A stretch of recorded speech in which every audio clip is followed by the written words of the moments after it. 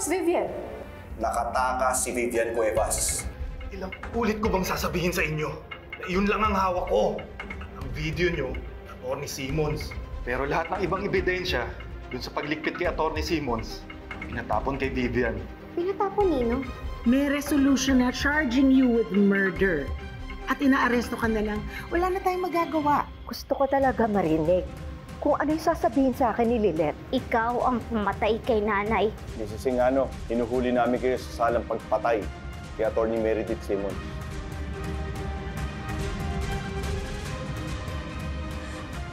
Lilet, please. Pag-usapan natin ito.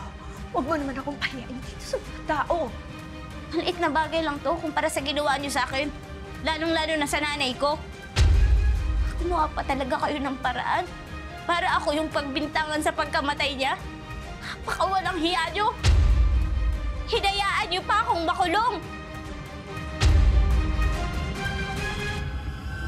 Manali ka, di pa tapos ang kwento.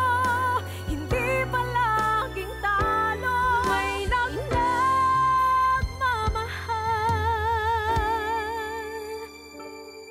sa'yo.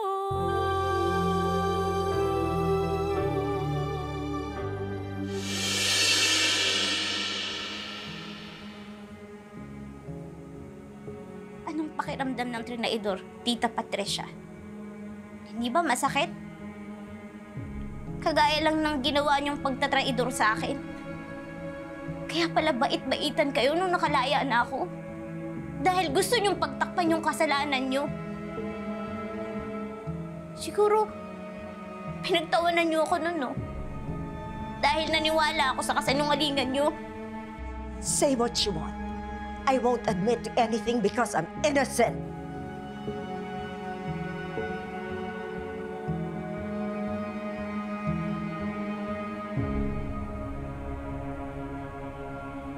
Let's see kung paniwalaan yan sa korte.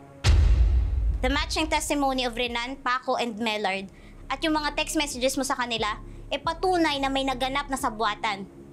Is enough para makapagsampa kami ng reklamo laban sa'yo.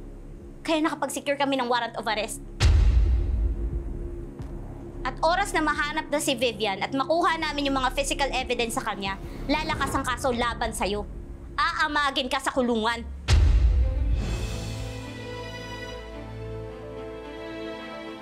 Lilet! Lilet! Pag-usapan natin ito. Renan must have manipulated Mellard and Paco to betray me. Pero hindi ako pumatay kay Meredith. Mamali ka na po. Lilet! Lilet! Kurt, hindi na ako papayag na makalusot pa yung babaeng yun. Sinabi ni Paco na si Vivian ang tulay para mahanap yung mga physical evidence na pwedeng magpalakas sa kaso natin laban sa kanya. Kailangang mahanap natin siya. Lilet, don't worry. Papatulong na rin ako sa lahat ng mga contacts ko para mahanap si Vivian. Nag-announce na rin ako sa Bumiyari ka. Sigurado mahuhuli rin si Vivian.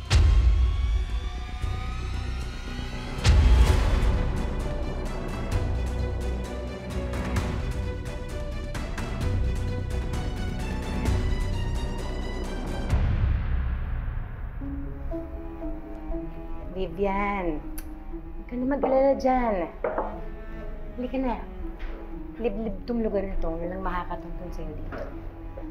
Salamat, Maricar. Buti na lang talaga pumunta ka sa hideout. Oh, ano pala kung kailangan natin malis? Sigurado ako pinaghahanap na rin tayo ng mga pulis.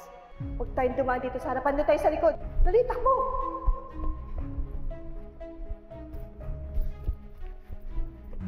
Takbo, sandali! Si Maricar! Sino? Yung kasama mo sa mga racket dati? Oo, may racket kami ngayon nun. Susunduin ako. Baka ito pwede nating sakyan. Easy. Sige na, bilisan mo na. Hindi tayo pwede magtagal dito.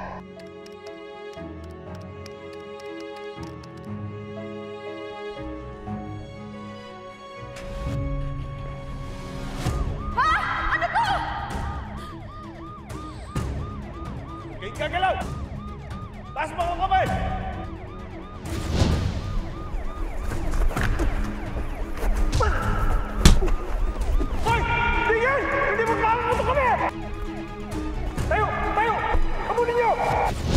Nung dumating ka, hindi ako natiklo ng mga pulis. Hindi pa nga nauoperahan yung anak ko, nangyari pa to. Ang problema lang ngayon na nahuli na ang boss mo, hindi kaya mas ilaglag ka nun? May hawak pa akong alas. Bukod sa maitim na sikretong alam ko, hawak ko rin ang ebidensya sa pagpatay niya kay Atty. Meredith Simmons.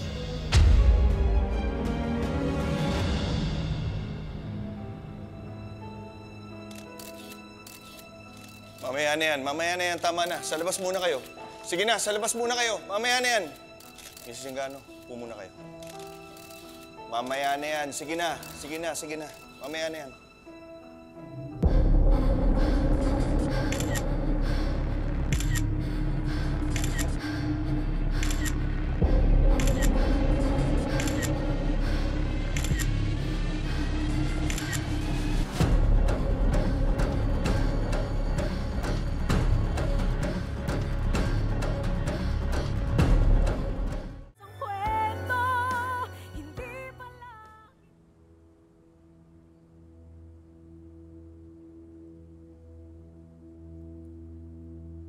Come on, Renan, think. Think there's gotta be a way to turn this around. Hindi ako pwedeng mabulok dito. Kuya Alon, napapanood kita nun Mahusay ka ng abogado.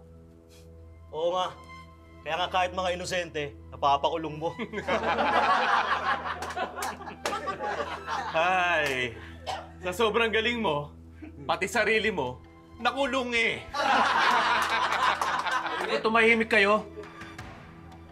Wala akong panahon para sa mga kababawan yung lahat. Baba, maangas pala to si Alon, boss Ipagtatanggol mo ba yung sarili mo? Hindi talaga kayo tatahimik?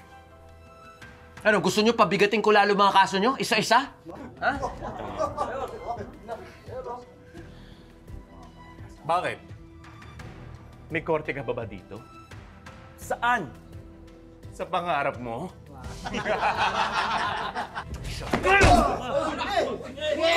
Wakan nyo! Tayo yan! Wakan nyo!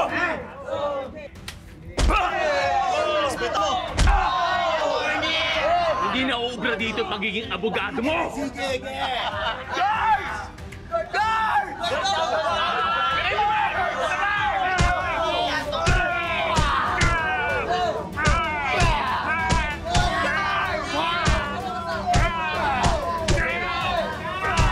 Siguro na-advise na mabuti si Miss Engano ng abogado niya.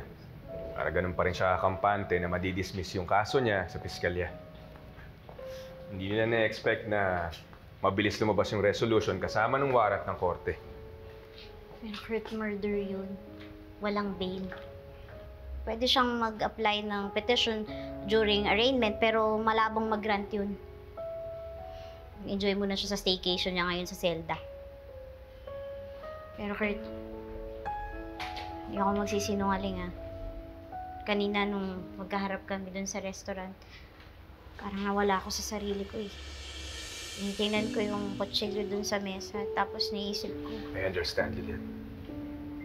Pero tama lang yung ginawa mo. Pinigilan mo yung sarili mo. Sana nga, mabigyan na ng linaw lahat ng to. Kailangan na talaga nating mahanap si Vivian. Siya yung magiging key witness natin para finally lock behind bars na natin si Patricia for good.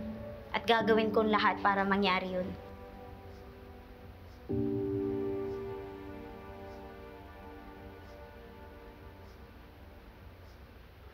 Gusto na kaya si Aaron?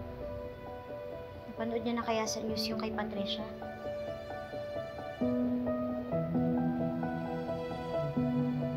Pero hindi Hindi lang tawag yung kailangan niya ngayon. Kailangan niya ako sa tabi niya.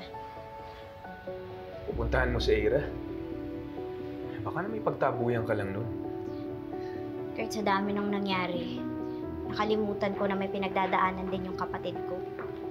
Nagpanghal siya ng maling lalaki, tapos buntis pa siya ngayon. Kailangan niya ng suporta at pangunawa ko, lalo pa ngayon sa sitwasyon niya.